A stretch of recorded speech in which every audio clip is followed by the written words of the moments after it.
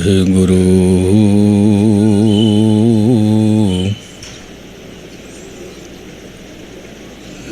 ਡੰਡਾਉਤ ਬੰਦਨ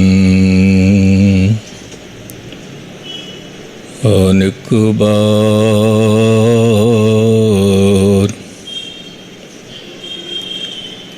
ਸਰਬ ਕਲਾ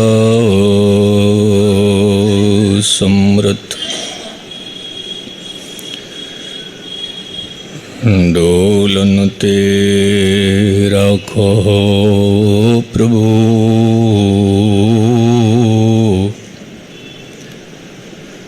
ਨਾਨਕ ਦੇ ਕਰ ਹੱਥ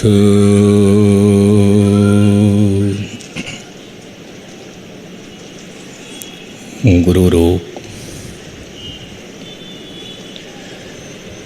ਗੁਰੂ ਪਿਆਰੀ ਸਤ ਸੰਗਤ ਜੀ, ਗੁਰੂ ਫਤਿਹ ਪ੍ਰਵਾਨ ਕਰੋ। ਵਾਹਿਗੁਰੂ ਜੀ ਕਾ ਖਾਲਸਾ, ਵਾਹਿਗੁਰੂ ਜੀ ਕੀ ਫਤਿਹ।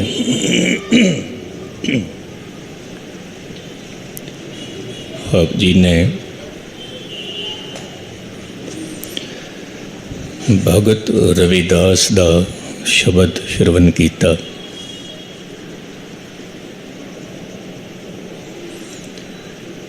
ਬੋਲ ਚੱਲ ਰਹੇ ਸਨ, ਬੇਗ ਮਿਲੋਹੁ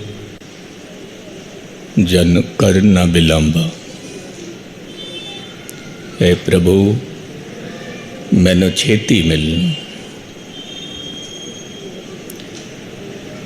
और देरी नहीं करनी बिल्कुल भी। ये बोल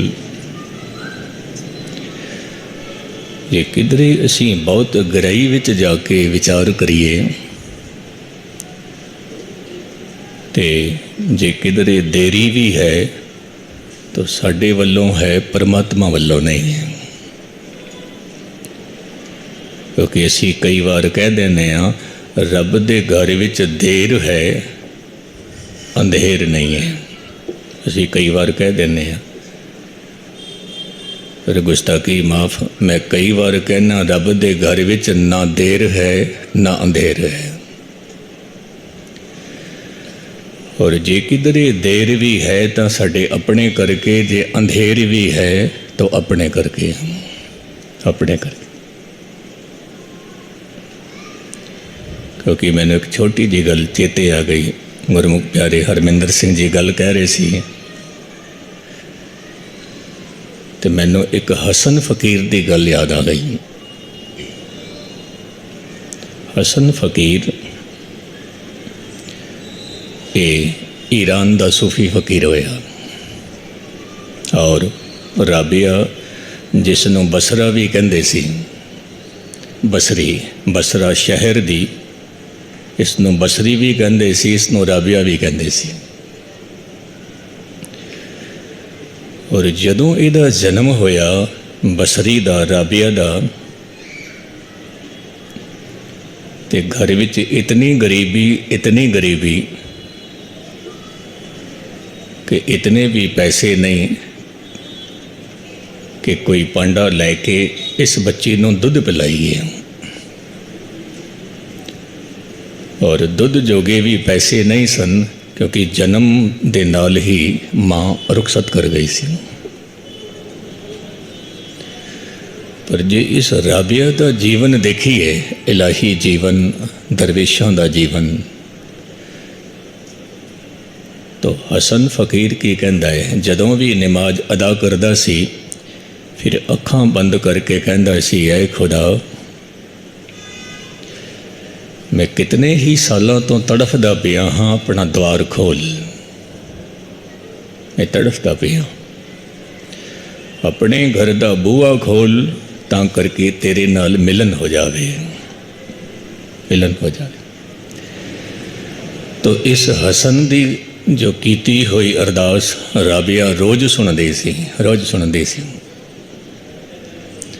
एक दिन राबिया कहती है, ए हसन तू रोज़ खुदा नूं कहंदा है द्वार खोल मैं तेरे दर्शन करां, द्वार खोल मैं तेरे दर्शन करां। द्वार तां उहदे खुले ही होए हन, तू अपनी अखां खोल, अपनी अखां खोल। द्वार उहदे खुले ही होए ने, कदे बंद ही नहीं होंदे। ये हकीकत है। और दूजी गल मैं एक होर अर्ज करां, शायद मैं इस दौरान गल कीती कि नहीं कीती, मैनूं चेते नहीं। यहूदी फकीर होया, वो एक गल कहंदा सी कि मनुख कमज़ोर है, परमात्मा ताकतवर है, ताकतवर है।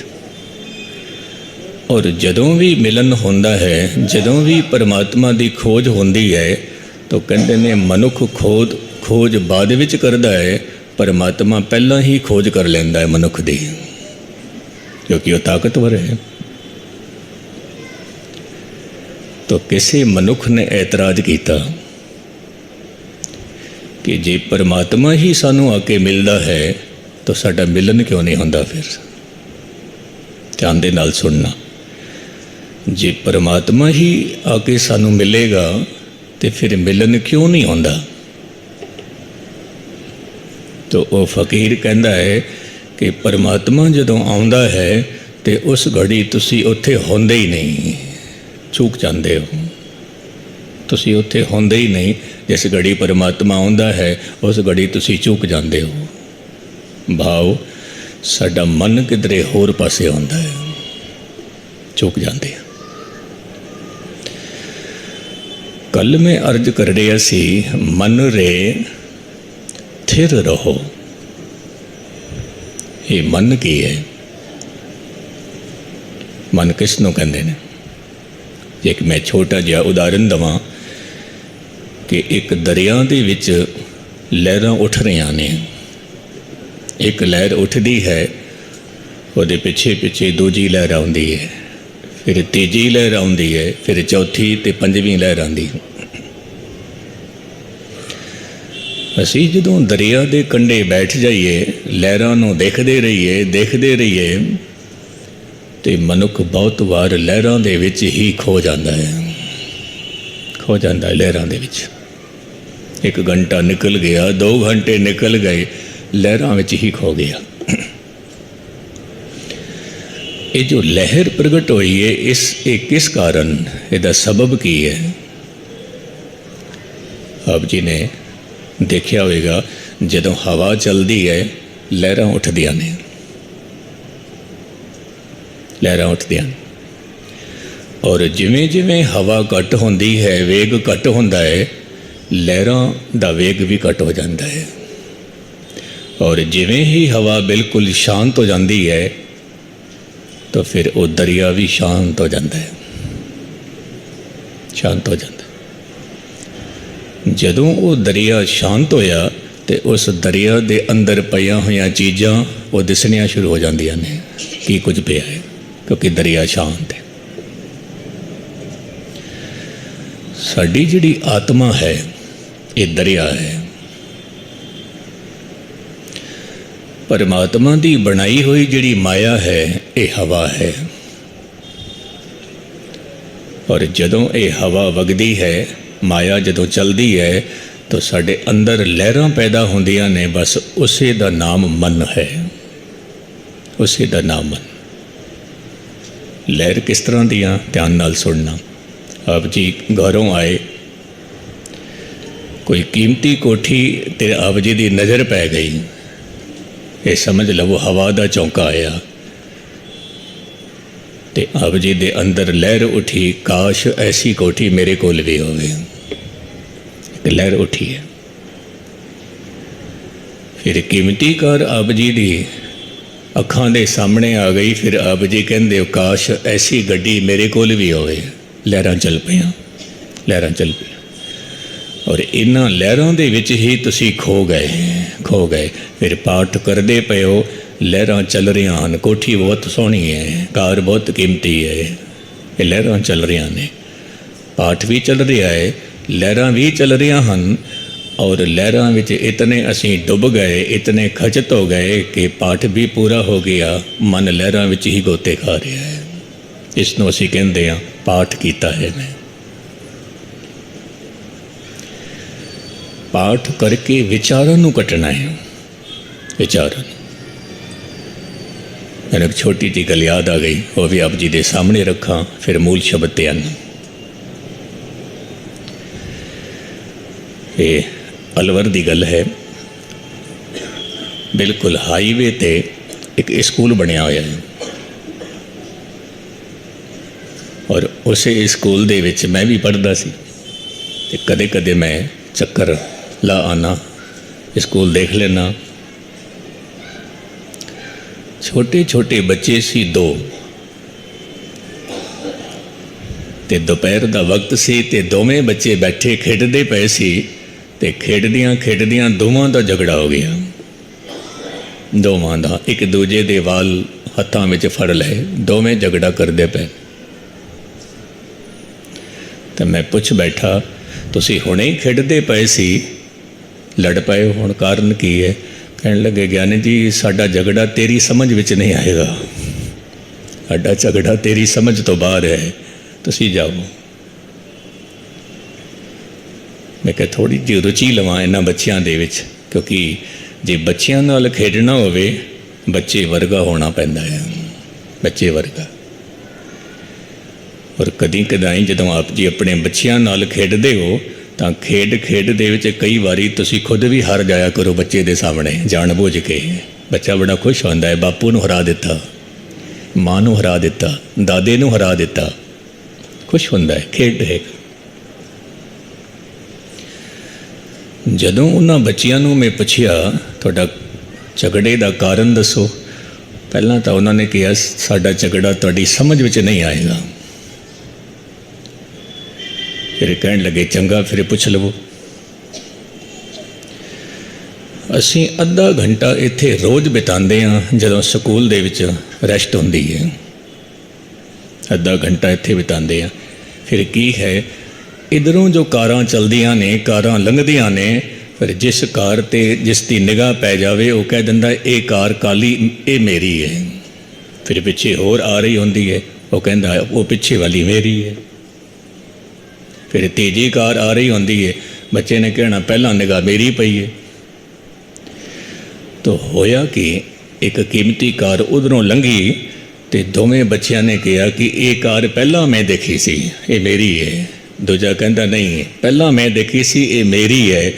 बस वो मेरी मेरी विच झगड़ा हो गया, एक दूजे दे वाल फड़े हुए ने और कार आई उधरों लंघ के चली भी गई। बच्चों का झगड़ा चल रहा है। ये बच्चियां दा ही झगड़ा नहीं, गुस्ताखी मावल साडा भी यही झगड़ा है। ये बंगला मेरा होवे, ये कार मेरी होवे, ये फलानी थां मेरी होवे, फलानी थां मेरी होवे। बस उसे दे झगड़े विच जीवन लीला गुजरती जा रही है, गुजरती जा रही है। गुरु नानक साहिब महाराज कहते ने मन रे थिर रहो तो शांत हो जा। और शांत होने का तरीका की है गुरबाणी दसती है,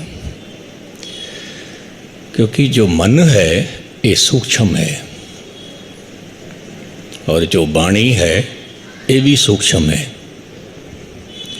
शब्द है, मन भी शब्द है, शब्द भी बाणी भी शब्द है। तो शब्द दे नाल मन दे विचार कटे जाते हैं, शब्द सुन सुन के। तो इस मन नूं गुरु नानक साहिब संबोधन करते हैं, मन रे थिर रहो तो थिर हो जा, मत कत जाही जियो, इधर उधर तो ना भटक, इधर उधर ना भटक।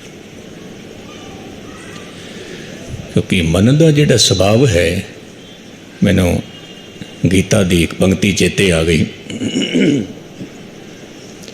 श्री कृष्ण जी महाराज अर्जुन नूं कहंदे ने, ऐ अर्जुन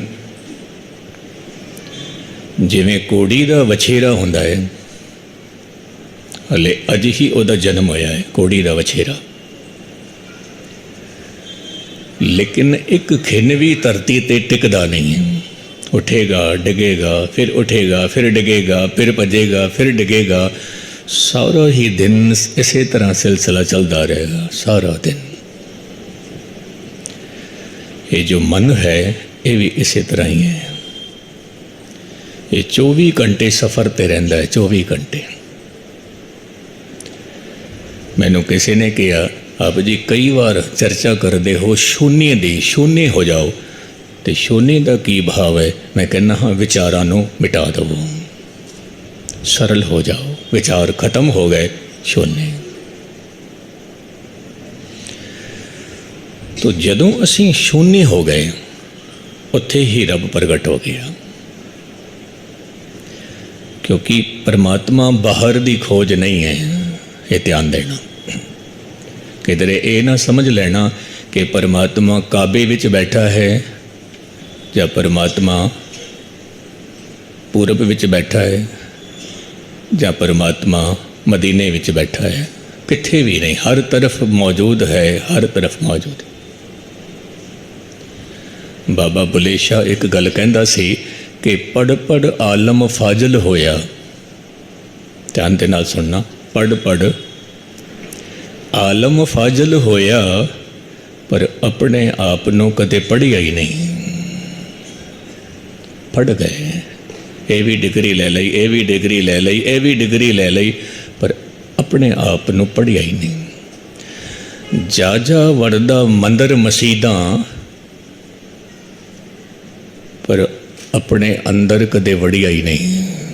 अपने अंदर जा जा वरदा मंदिर मसीदां, अपने अंदर कदे वड़िया ही नहीं। बुले शाह आसमानों उड़दियाँ फड़दा है, जो अंदर बैठा उसनों फड़िया ही नहीं, जो अंदर बैठा। रब साडे अंदर है। तेरा साईं तुझ में जाग सके तो जाग, तेरे अंदर है, जाग सके तो जाग। गुरबाणी जगांदी है, जगांदी है।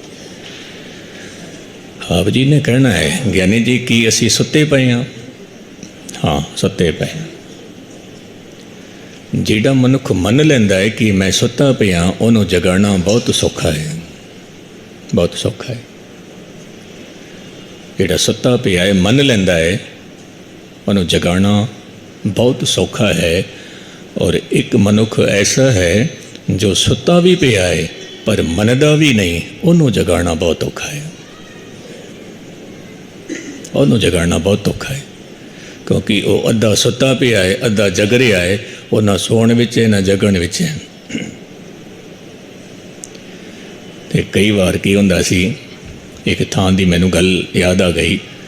जिवें कथा शुरू होंदी सी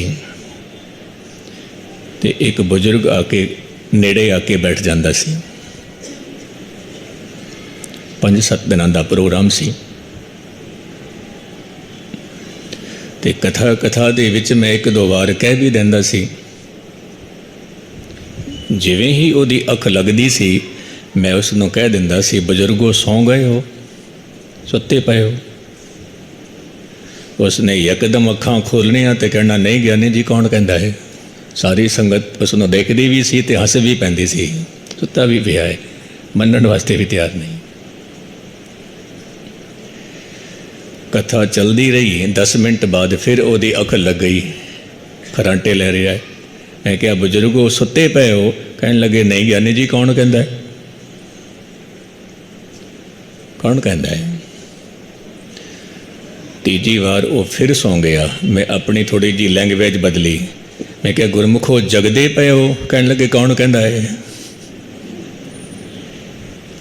पहला मैं क्या सुते पे हो, वो कहता कौन कहता है। हुण मैं क्या तुसी जगदे पे हो? कहन लगे, नहीं कौन कहता है। ऐसे मनुख नूं जगाना बहुत औखा है, बहुत औखा है।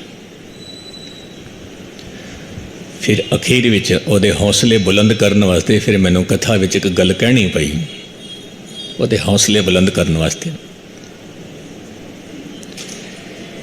मैं क्या बुजुर्गो जे नींद भी आ जाती है तो कोई गल नहीं है, कोई गल नहीं है।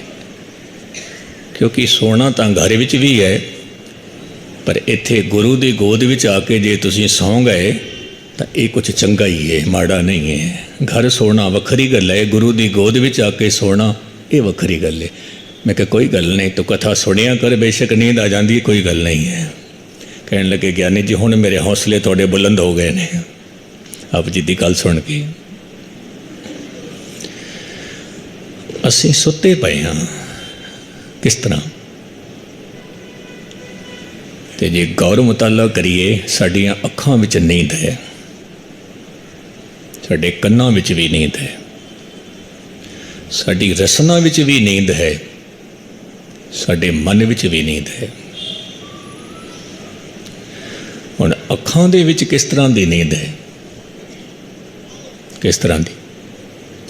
तो साहिब कहते ने नैन हो नींद पर दृष्ट विकार। अखां विच नींद है, पर आए धन नूं तकना, पर आए रूप नूं तकना, ये हर एक मनुख दे विच गुस्ताखी माफ, ये अखां विच नींद है, नींद है। फिर कन्नां दे विच किहड़ी नींद है? साहिब कहते ने ये कन्न जो हन ये पराई निंदा और उस्तत सुन के सौ गए ने। संत सिंह मशकीन कहते सी मनुख नूं बहुत चंगी लगती है तारीफ, मनुख नूं बहुत चंगी लगती है निंदा, बशर्ते निंदा होवे किसी दूजे दी। दूजे दी तारीफ बहुत चंगी लगती है, बहुत चंगी लगती है, बशर्ते होवे अपनी। अपनी चंगी लगती है, सारे दिन तारीफ करते रहो, तारीफ करते रहो, दूजे दी निंदा करते रहो, ये कन्ना दा स्वाद है, कन्ना दा स्वाद। लेकिन आप जी नूं मैं अर्ज करा, गुरु ग्रंथ साहिब दे बोल हन, मैं कल परसों भी जिक्र कर रहा सी, कोई मनुख जुआ खेडदा है गुनाह है, कोई मनुख जारी करदा है गुनाह है, कोई मनुख चोरी करदा है गुनाह है, पर कहते ने इन्हां तिन्ना गुनाहां तो भी वध गुनाह किसी दी निंदा कर बैठना है। किसी दी निंदा हो सकता है जिहदी असीं निंदा करते पे हाँ, वो पाठ कर रहा होवे की पता, वो सिमरन ते बैठा होवे की पता, वो नाम जप रहा होवे, असीं उहदी निंदा करते पे। तो साहिब कहते ने ऐ मन तो इधर उधर ना भटक, तो होश विच आ जग। बाहर ढूंढत बहुत दुख पावे, रब दी खोज बाहर दी खोज नहीं है। जे धन खोजना होवे बाहर खोजना, जे धर्म खोजना होवे अंदर खोजना, जे दुनिया दे पदार्थ खोजने होण बाहर खोजना, जे परमात्मा खोजना होवे तो अंदर खोजना, अंदर खोजना। जे किधरे बहुत सोहना मकान खोजना होवे तो बाहर खोजना, ते जीवन दे विच इलाही मंदिर खोजना होवे तो अंदर खोजना, अंदर। पर इहदे विच मेहनत तां लगदी है, मेहनत करनी पैंदी है। मनुख कह दवे कि मैं मेहनत भी ना करा और बगैर किसी मेहनत दे मैनू मिल जावे, कहने लगे फिर गल नहीं बनती, मेहनत करनी पैंदी है। और बिना मेहनत दे जे किधरे कोई कुछ मिल भी जावे उसकी कदर भी नहीं होती, ये हकीकत है। मेहनत नहीं की उसकी कदर नहीं, और जिहदी कदर नहीं है उसकी संभाल नहीं होगी, क्योंकि मेहनत की नहीं। तो कहते ने कि एक मनुख ने एक विज्ञापन कढ़िया अखबार दे विच कि मैनू लोड़ है एक नौकर दी। ते विज्ञापन देखते सारे ही वो मनुख पहुँच गया, विज्ञापन की कटिंग लैके पहुँच गया। कहन लगे मैं विज्ञापन देखिया, दसो कितनी पगार दवोगे? वो मालिक कहता लगता है तू विज्ञापन चंगी तरह पढ़िया नहीं है, चंगी तरह पढ़ के देख ये की लिखिया है। ਇਹਦੇ ਵਿੱਚ मैं लिखिया होया है कि मैनू एक नौकर की लोड़ है, लेकिन तनख्वाह नहीं देवांगा, केवल 2 वक्त की रोटी देवांगा। तुसीं देखो विज्ञापन गौर करके देख, वाकई उसने छोटे छोटे अखरां विच लिखिया होया सी कि तनख्वाह नहीं है, पगार नहीं है, केवल 2 वक्त की रोटी है। वो गरीब सी, अकेला ही सी, कहंदा चंगा 2 वक्त की रोटी भी ठीक है, मैनूं होर की चाहिदा है, मेरे बच्चे तो नहीं हैं, 2 वक्त की रोटी मिलती जाएगी, मेरा समा पूरा हो जाएगा। चंगा मैनू ये दस मेरा कम की होवेगा। कहने लगे कम कुछ बहुता नहीं है, वो सामने वेख गुरुद्वारा, सवेरे भी उत्थे जाया कर, शाम नू भी जाया कर, दोवें वक्त लंगर उत्थे छक लिया कर, बाकी मेरे वास्ते बन के लिया कर। बस इन्ना जिहा कम है, होर कुछ नहीं है। मनुख की सोच है हर कुछ मैनू मुफ्त च मिल जाए, मुफ्त मिल जाए, मेहनत करनी पैंदी। साहिब कहते ने घर अमृत घट माही जियो। भाई साहब भाई गुरदास जी गल कहते ने कि बेशक बरसात होंदी है, धरती ते पानी हर थां ते फैल जाता है, पर एक गल होर भी है, धरती हेठ वसंदा पानी, हर कोने विच पानी है, हर कोने विच पानी। धरती का एक भी हिस्सा ऐसा नहीं है जिथे पानी ना होवे, हर हिस्से विच पानी। लेकिन वो गल वखरी है कि किसी थां ते पानी 50 फिट गहरा है, किसी थां ते 60 फिट गहरा है, किसी थां ते 70 फिट गहरा है, किसी थां ते 100 फिट गहरा है, किसी थां ते 500 फिट भी गहरा है, लेकिन पानी मौजूद है हर थां ते।